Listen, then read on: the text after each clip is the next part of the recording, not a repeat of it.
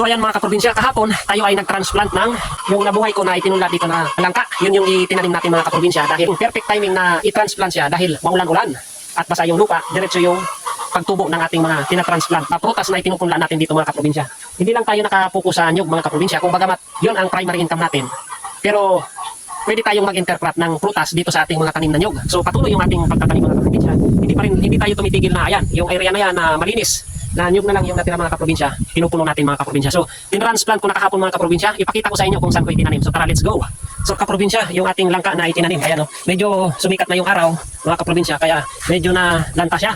So, pero buhay yan mga kaprobinsya, ayan o, ayan mga kaprobinsya yung tinanim natin na langka, ayan mga kaprobinsya. At, ayan, tingnan nyo mga kaprobinsya, oh, bagong transplant natin yan. Ayan, at sa loob mga kaprobinsya ng cyclone wire, pinuno ko yan hanggang doon sa taas. Nasa 40 puno mga kaprobinsya na langka na pinatubo natin, yun yung aking tinanim na itanim kahapon na maulan-ulan mga kaprobinsya dahil may bagyo ngayon. Tayo ay nagpapasalamat mga kaprobinsya na hindi lumakas yung hangin. Medyo mahangin-hangin pero hindi ganun kalakas.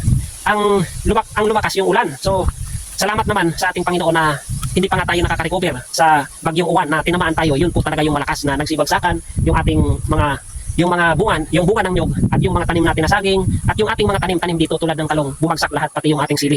So maraming salamat sa ating Panginoon dahil sa ating pagdadasal mga kaprobinsya, hindi tayo pinababayaan ng ating Panginoon na recover. So maraming salamat unang-una sa ating Panginoon na sana ay hindi na magkaroon ng bagyo mga kaprobinsya dahil napakahirap mga kaprobinsya ng binabagyo.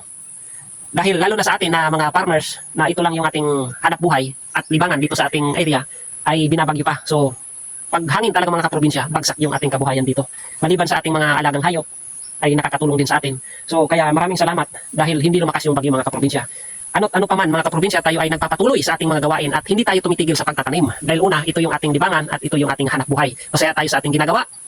Ito yung ating hilig, komportable tayo sa mundo na ating ginagalawan mga kaprobinsya. So maraming salamat po. Shout out sa lahat ng mga Pangabicolanong Uragon, mga Panoy, mga Manay. So shout out po sa inyong lahat, kaway-kaway. Maraming salamat po sa ating mga viewers at followers. Mabuhay po tayong lahat. God bless. Peace bye. Alright.